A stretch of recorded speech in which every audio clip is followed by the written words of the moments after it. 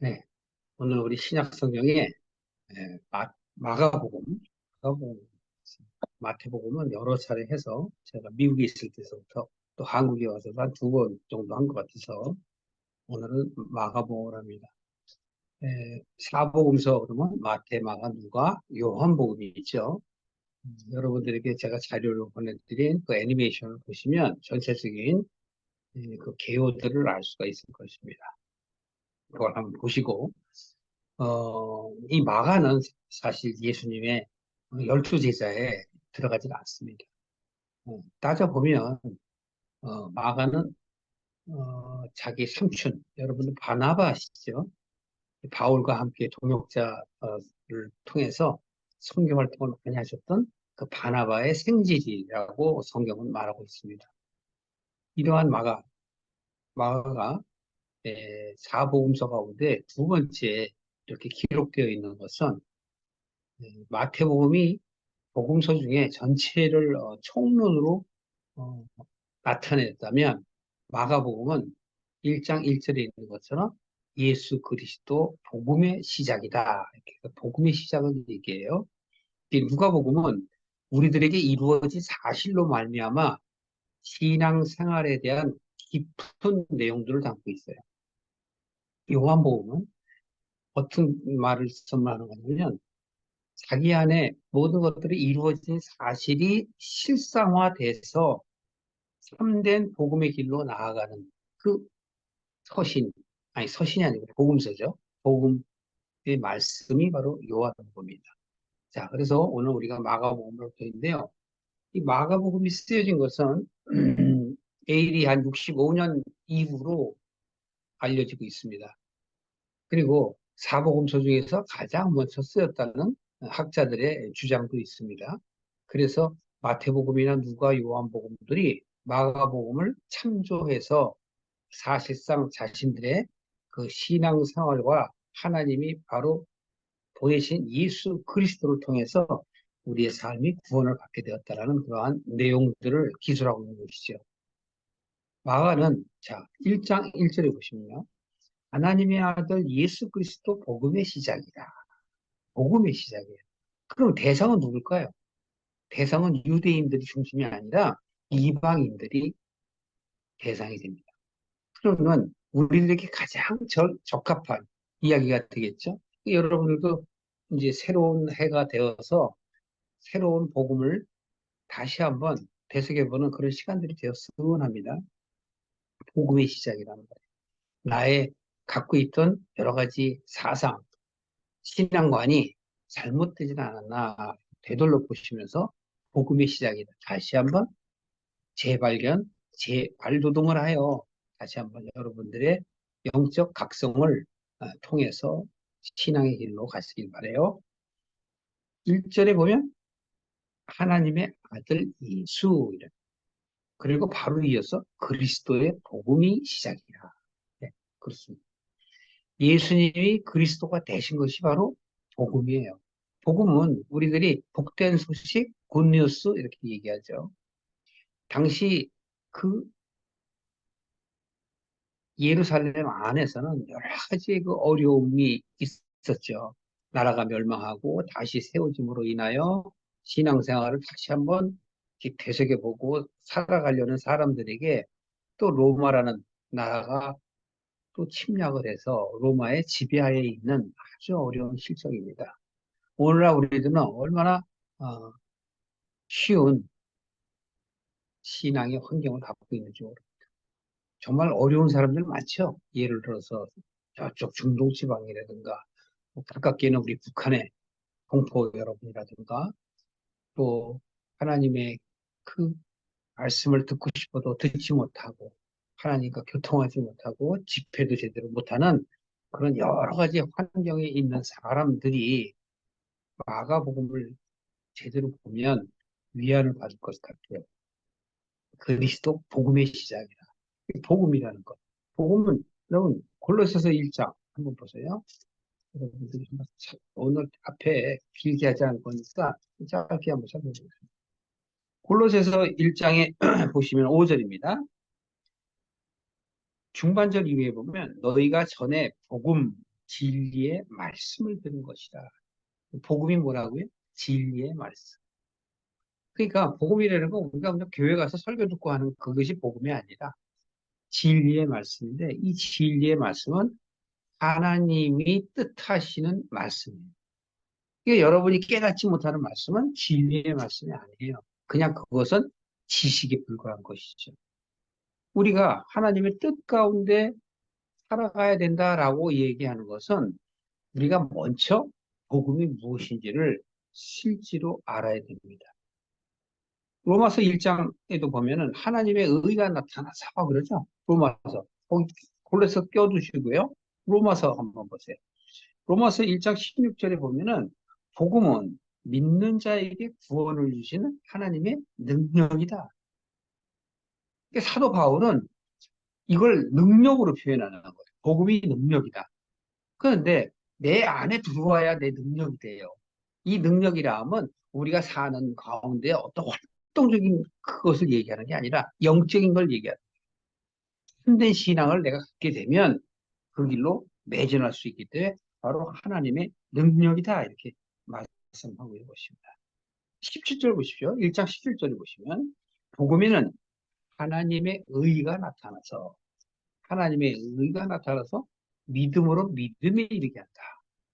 그래서 기록된 바 오직 의인은 믿음으로 말미암아 살리라. 로마서 10장 17절에도 똑같은 말씀이 있어요. 그러니까 믿음으로 말미암아 산다. 구원을 받는다. 그럼 왜 죽고 사는 것에 대해서 얘기해요? 그럼 죽는 것은 굿뉴스가 아니죠.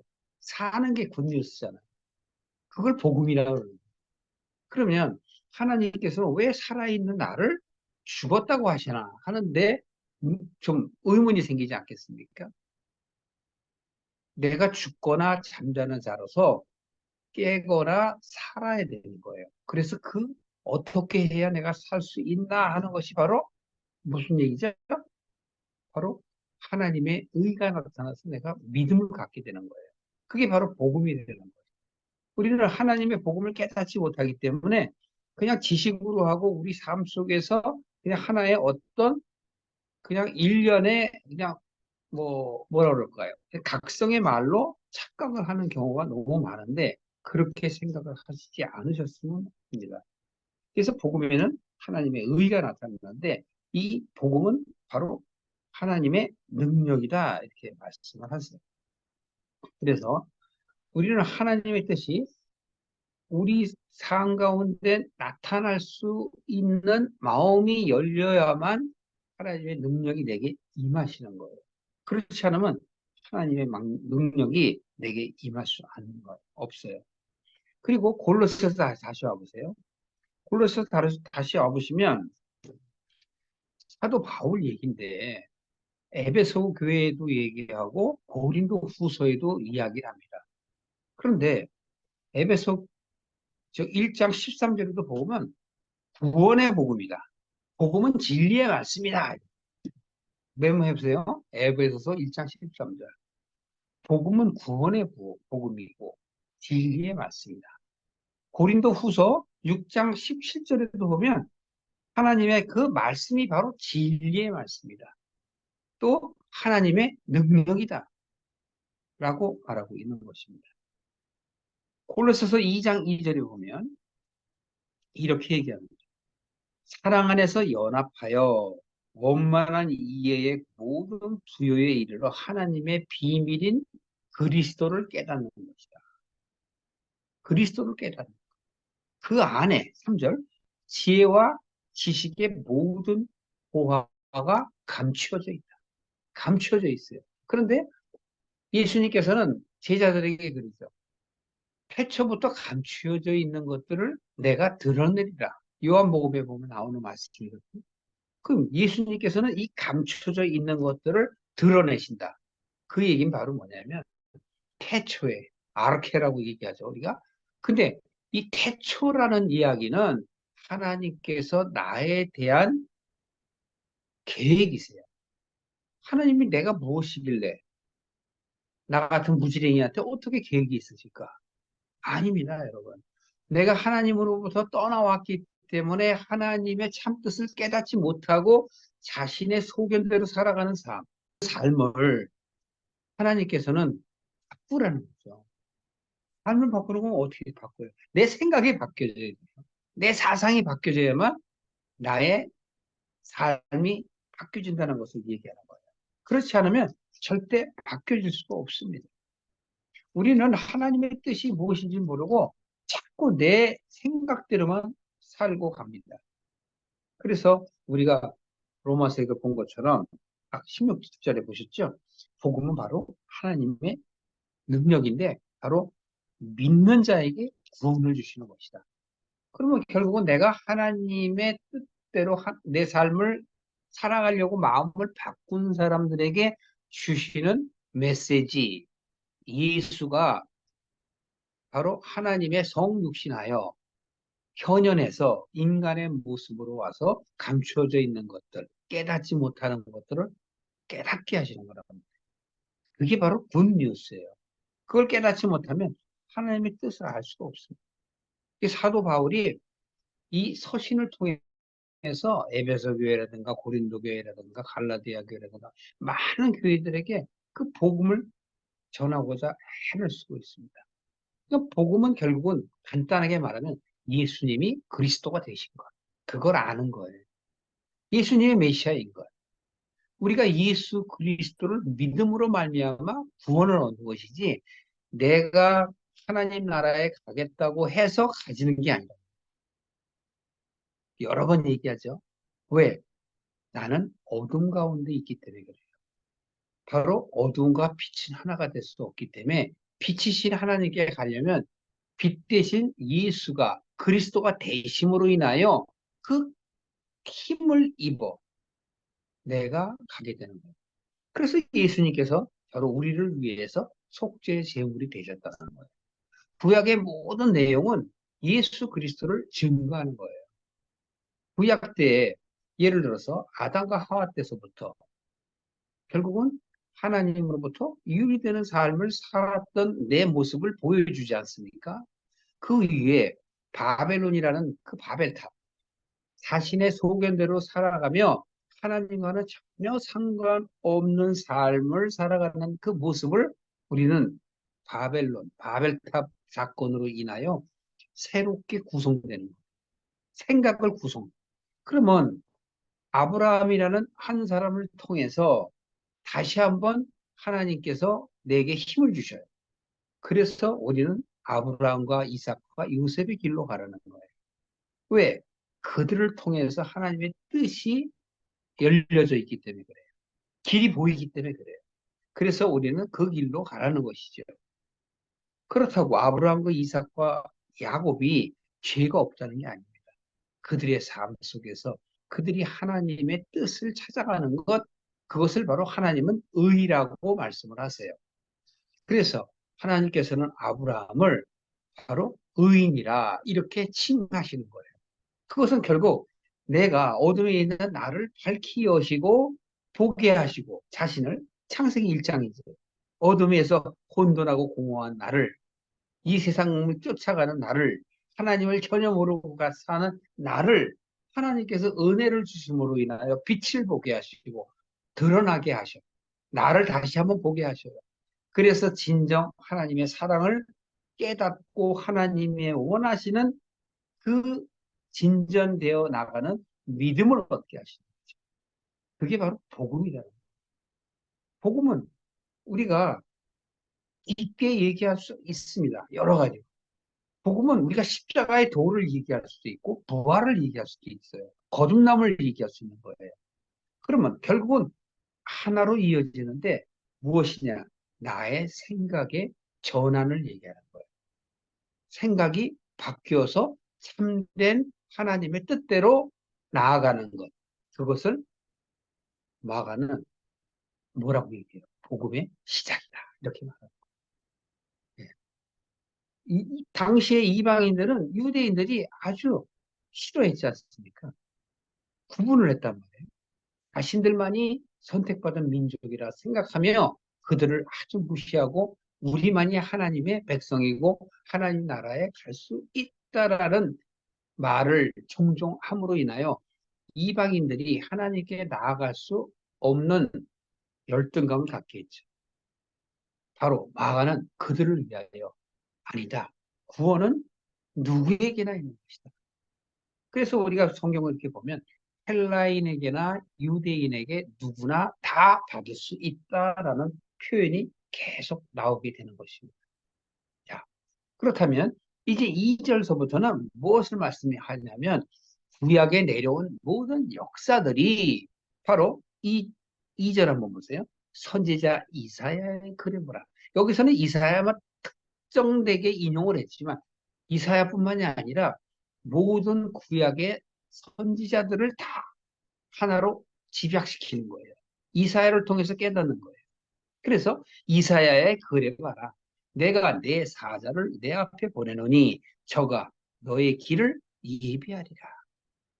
여기서 하나님께서 바로 뭐예요? 내 길. 여러분 다른 사람들이 길을 예비해봐야 소용없어요. 내가 중요하죠. 여러분들이 상담하시는 분들 많으실 텐데 상담사가 결국은 자기가 자기를 먼저 알아야 돼요. 자기를 사랑할 수 있어야 돼요. 그렇다고 무조건 자기 애를 가지라는 게 아니에요. 자기에 대한 정체성을 분명히 알고 내 삶이 어떻게 살아나가야 되는가를 깨달아야만 그들이 그들의 삶 속에서 자유로워지는 거란 말이에요. 그걸 성경으로 보면 뭐라 그래요? 진리가 너희를 자유케 하리. 그러니까 하나님의 뜻을 깨달으면 나는 그 길로 뚜벅뚜벅 가게 돼 있어요. 그래서 자유함을 갖고 있는 거죠. 자, 여기서도 이사야의 글에 봐라. 구약에 내가 나타낸 그 뜻을 보고 알아라. 그 얘기예요. 내가 내 사자를 네 앞에 보내노니 저가 네 길을 예비하리라. 그 한 말이 뭐예요? 이사야서 40장 얘기잖아요. 그러니까 어차피 저희들이 많이 찾아본 글이지만 이사야서 잠깐 찾아보고 갈게요. 이사야서 40장 구약에서 여러 하나님의 뜻이 나오죠. 예를 들어서 이사야서에도 나오고 말라기에도 나오고 시편에도 나오고 그 전에도 계속 나와요. 아브라함에게도 얘기하죠. 그러니까 창세기에도 나오죠.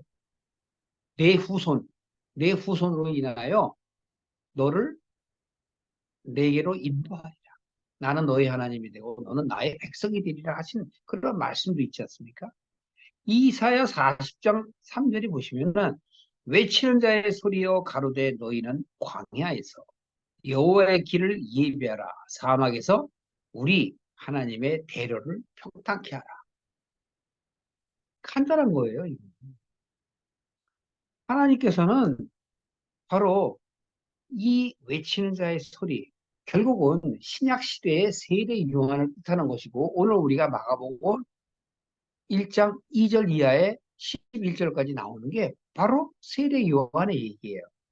그러니까 바로 엘리야처럼 바로 세대 요한이 결단해서 사람들에게 외치라는 넓게는 사람들에게, 좁게는 나에게, 내 자신에게 외치라는 거예요. 그래서 바로 뭐라고 그래요? 외치는 자의 소리라. 그런데 어디서 외쳐요? 광야에서, 사막에서. 이 얘기 뭐예요? 들을 사람이 어디 있을까요? 광야에 있고 사막에 있다는 얘기예요. 등 따숩고 배부른 사람들이 듣는 게 아니에요. 이것은 현상학적으로 말씀드리면 대체적으로 믿음은 어려운 사람들, 가난한 사람들, 예, 세상적으로 좀 보다 연약한 사람들이 복음을 쉽게 받아들인다는 의미도 있습니다만 영적으로 얘기하면 바로 광야나 사막은 세상의 가치에 빠져 있는 나 자신을 얘기하는 거예요. 그렇기 때문에 하나님의 대로가 평탄케 하라라는 얘기는 하나님의 뜻의 길로 가라. 그럼 결국은 이 세상에 온 목적이 뭐냐? 제가 하나님의 사람들의 정체성에 대해서 수도 없이 얘기하잖아요. 나 자신이 누구인지를 알아야 돼요. 누구예요? 육신의 어머니 몸에서 났다고 바로 내가 나를 아나요? 그렇지 않습니다. 그래서 여기서도 하나님의 대로라는 것, 하나님의 뜻을 깨닫고 그 길로 가라는 말을 하는 것이에요.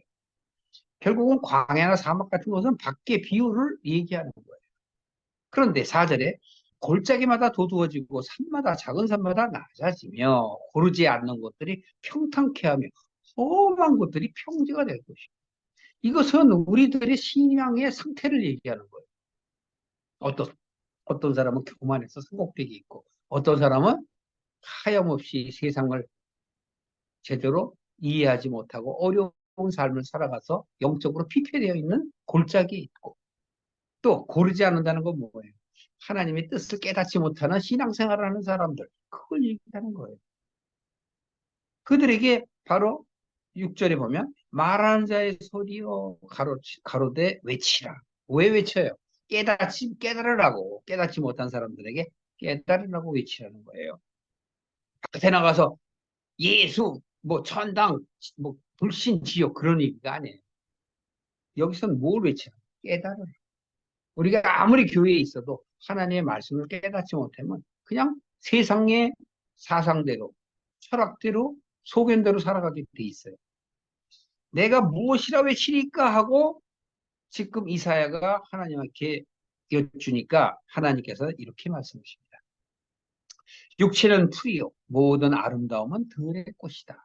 우리의 인생은 짧다는 거예요. 그러니까 바로 그들에게 얘기해라. 기회가 없다는 거죠. 풀은 마르고 꽃은 어떻게 돼요? 시든다 그러죠? 여호와의 기운이 그 위에 붑니다. 이 백성은 실로 풀입니다. 하나님께서 이 백성은 풀이래요. 풀은 마르고 꽃은 시드나 우리 하나님 말씀은 영영이 서리라.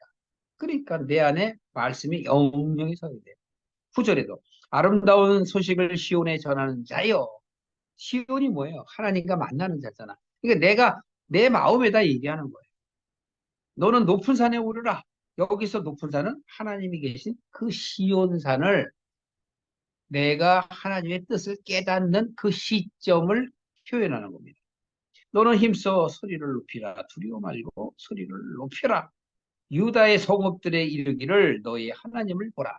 유다의 성읍은 선택받은 그 장소를 얘기하잖아요. 백성을 얘기한단 말이에요. 그런데 왜 그들에게 외치십니까? 깨닫지 못하는 그런 말씀을 하시는 거예요. 그러면 말라기서 하나 더 보고 가시죠. 말라기서에 보면 말라기서 3장 1절에 보시면 만군의 여호와가 이르노라 내가 내 사자를 보내리니 바로 그가 내 앞에서 내는 누구죠? 하나님. 하나님 앞에서 길을 예비할 것이요 또 너희의 구하는 바 주가 호련히 그 전에 이 말이니 바로 무슨 뜻이냐? 곧 너희의 사모하는 바 언약의 사자가 임할 것이다. 언약의 사자. 누굴 얘기해요? 예수님. 근데 육신의 예수님만 보면 안 돼. 그래서 예수님이 그리스도 되신 것. 그래서 언약의 사자는 그리스도를 얘기하는 거예요. 예수님은 그리스도가 되시려고 이 세상에 오셔서 보여준 것이니까. 예수님이 죽지 않으면 하나님에 대한 모든 통로가 막혀요. 그분이 문, 에스겔서에서 수도 없이 얘기했죠. 바로 예수님께서 나는 양의 문이라. 나로 말미암아 너희들이 구원을 얻고 복을 얻는지라 그러죠. 그래서 우리는 바로 이 언약의 사자인 그리스도가 임할 것이다 라는 말을 듣습니다. 그가 바로 우리를 깨끗게 한다라는 게 2절 얘기예요. 바로 불과 표벽하는 자의 잿물과 같을 것이다. 그래서 우리로 하여금 깨끗하게 하시게 한다는 얘기예요. 그리고 4장 4절로 갑니다. 4장 4절서부터 보시면 모세에게 하나님께서 말씀하신 그 율례와 법도를 기억하라 그래요. 생각해봐라. 그 율례와 법도를 내가 왜 줬니? 이 얘기예요. 여러분 왜 줬어요? 하나님을 보라고 준 거잖아요. 613가지의 율법을 줬는데 어떻게 지킵니까? 10계명에 1계명도 못 지키는 바인데. 그런데 하나님께서는 바로 왜 그래요? 율례와 법도를 지키라고. 기억하라는 거예요. 기억하라는 건 지키라는 거죠. 행함을 얘기하는 게 아니라 바로 하나님이 무엇 때문에 그것을 너희에게 하라고 하는가, 지키라고 하는가를 생각해 봐라 라는 뜻입니다. 5절에 보라, 생각해봐라. 여호와의 크고 두려운 날이 이르기 전에 내가 선지 엘리야를 너희에게 보내니. 여기 너희는 누구죠? 이스라엘 사람들에게만 해당되나요? 아닙니다.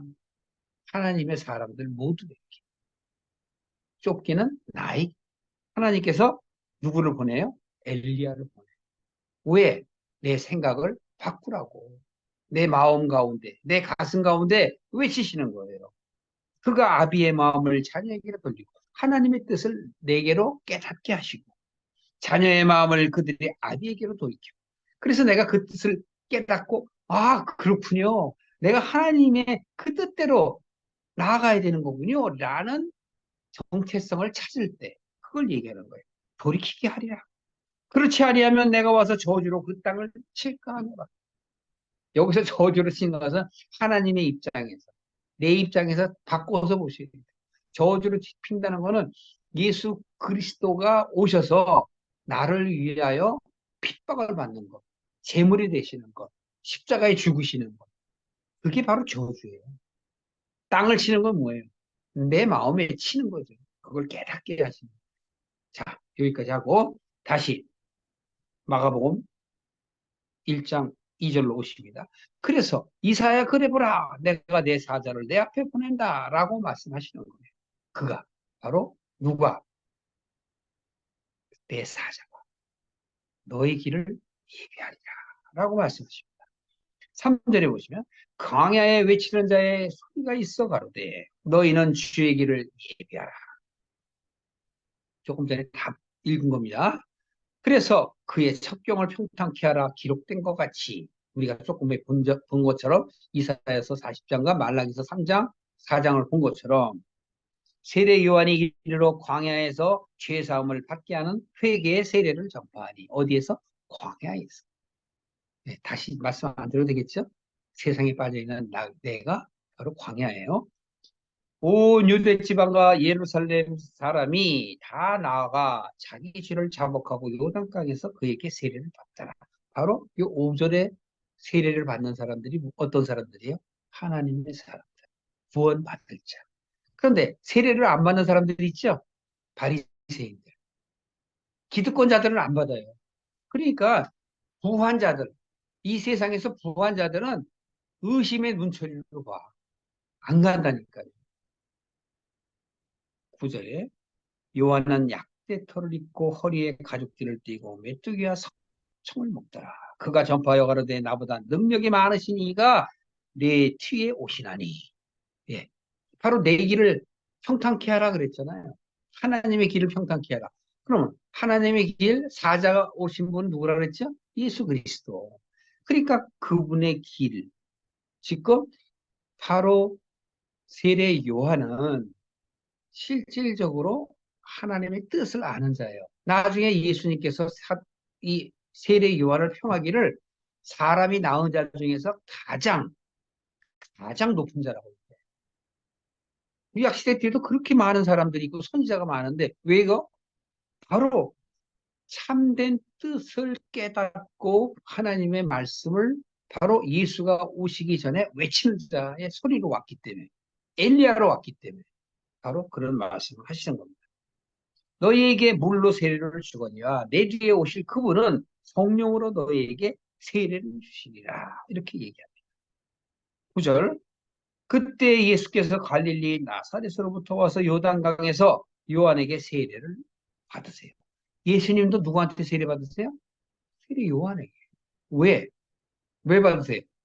모범을 보이시는 거예요. 누구를 위해서? 부한자들, 기득권자를 위해서.